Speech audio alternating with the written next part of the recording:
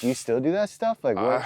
I've done some of it in some different capacities now for some different organizations. I kind of started with, the medical situation and like medical advocacy. So insurance and rights, just trying to support American citizens who have health issues, who need help. And vets then too. getting more to like conservation and restoration, supporting ecosystems or supporting not destroying ecosystems. And Okay. So yeah, both dude. of those. Yeah. I tell you what, I'm gonna say the thing. Go for it. Go for it. Yeah. The thing is money. And we just don't want to talk about it. We don't want to think about it. We can't. It rules. It rules the game. We can't ignore it. We need to stop arguing about it. We need to just accept it, understand it, adapt to it, and work to change it because it doesn't. How do you do? Because to me, that's pretty glaring too. Glaring, whatever the word is.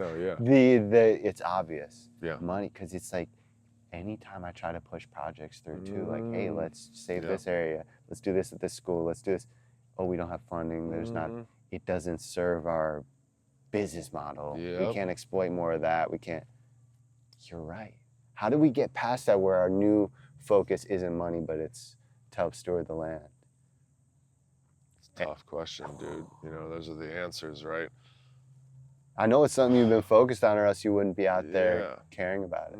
It's what I'm doing. Right. I mean, and I've worked with several organizations. I realize, I kind of haven't even introduced myself, but like I'm with the University of Florida now, studying horticulture. I worked in several labs. I work for a native landscape architect as well. I've worked with several different companies, done permaculture design and restoration and conservation, and I've been on nonprofit boards and helped advocate and gotten awards, give talks around the country and around the state and worked with nonprofits. I've really been it's been a long journey getting here, and all of this experience has really brought me to understand, at least from again my experience, the way that this has come to work on the bottom scale all the way to the top scale. And so seeing on that level, you can't blame them for not having the money because money is tight. Going to Congress, there was a conversation I had. We were in the Senate, not the House. We were in the Senate, and we were having a conversation. We're all up in there in our suits and ties, looking good with these big organizations, having conversations. And there's actually a picture of the moment, and it's cool to me that at the time, she got a picture. One of the people we were working with got a picture of the moment where I shook his hand, and one of the senators shook his hand. He looks me in the eye and he says, "Wayne, we don't pass laws based on merit." And so what he was trying to say, as politically correct as he could, because what we were doing was trying to essentially advocate for better medical processes and getting people care faster, making sure that they get what they need, that it's more affordable, there's limits on what they can charge, et cetera, et cetera. And there's plenty of study, and this is why he brought it up. There's plenty of study to show that the faster you get someone healthy and the more money that you give them initially to get them back up and running, the less money you spend on future surgery and therapy, whatever's required, and the more money they can then, once they're healthy, put back into the economy. So there's a bunch of studies. Because they're healthy. Makes a ton of sense. They can buy houses and have kids and start businesses and work for somebody and whatever, right? So Taxes. This senator shakes your hand and says, we don't, and you had all it spelled out for them. They said, hey, this is better. It doesn't matter. Still not enough money. And so that's the point, is he was trying to say as politically correct as he could, we pass laws based on the financial benefit to us. And it was just, I was 20 or 21 at the time, working with this huge organization. I was doing so much, getting ready to go back to college again. And it was just a kick in the, absolutely. I walked out the door and I was like, wow, okay, So I'm going to come back with as much money as I can find from my community, and we're going to change things ourselves, because that is absolutely the only way that anything gets done now. Bro, interesting. It's a lesson we gotta learn. Dude, I learned it on the road. I had no money at one point and I wanted to do certain things. I said, this sucks. And I think, and that's where permaculture and all these things come into play. It should be, and that was my talk at this event, turning your passion into abundance. It should be abundant. We should have resources. We should be able to buy these lands and not let them become exploited and developed. Dude, as they develop everything, bro, every time, I mean, you're from Florida as well. Dude. Every time I drive around the corner. Yeah. Yeah, and I mean, yeah, I see it now, especially right now. There's a big turnover going on with these the boomer generation too. All these businesses and farms and stuff. Yeah. It's like, man, we really have to step in and like keep a lot of these traditions going, save a lot of these businesses, save a lot of these lands. It's a really important time instead of like selling out and just being apartment Netflix people. It's so hard for us to get there though. Yeah, because why? The money. Because of the money. It's like the developers have money. You know, contracts are there. The government wants to keep it going. It's so much money. You know, it's just these. Everyone here knows. But by the way, there are good things going on. But like, let's bring it back. But the people listening, they probably totally understand. They relate to us. You know, they totally get it. Someone bought this land though.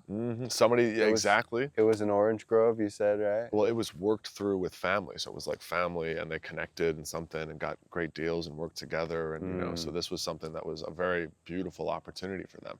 And so that kind of is the context for saying this, is that like those opportunities, for example, like buying businesses or being able to work with business owners, average age of the American farmer is like 57 right now, 58, I think.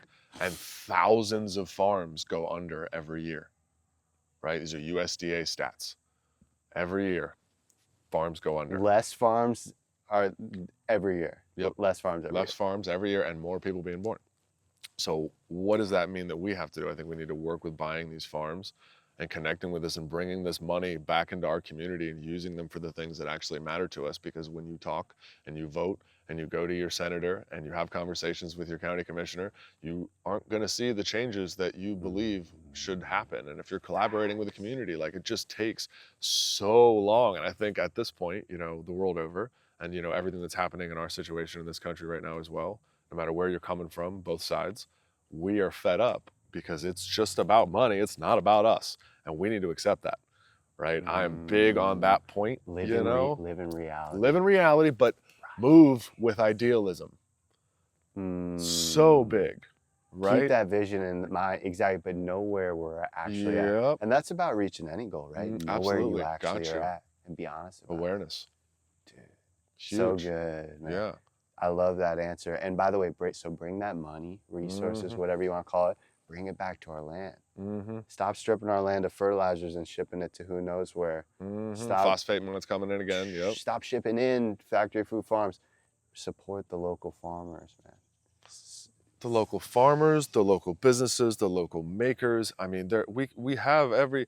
I was listening to actually a UFC fighter, Bryce Mitchell. He was on a podcast the other day. Is the rancher the guy? Farmer? Yeah, dude. I love this guy. Stoked, bro. Just because I was like, man, I identify with that guy. I was like, whoa, that's awesome. You know, because I'm in. Shout out Bryce Mitchell. That guy is cool. Love it, bro. He just speaks his mind. He doesn't care. Totally straight up. And as someone who's like also a martial artist and has fought and is looking to fight again as well, like, and compete, that's just something that's really, it was cool to see the connection between those two things. He was talking about the idea that, like, he wants to be able to adapt and have these systems on his property and develop this community, because once you have those things, you no longer need money. Money becomes unnecessary when you have all the water, all the food, all the fuel, all the electricity, all the transportation. Like, you have all the entertainment, you know, the bread and circuses that we have everything that we need when you have that system installed. So money is no longer necessary. So for me, that's been like such a big part of, you know, and I could get into that too. By the way. And by the way, that's what brought me to this whole entire movement. Dude. Same. We came full. This is if we just captured that out of this whole conversation, it's to be able to not need money, not be a slave. Really. Yep. We're in the garden. It's existential.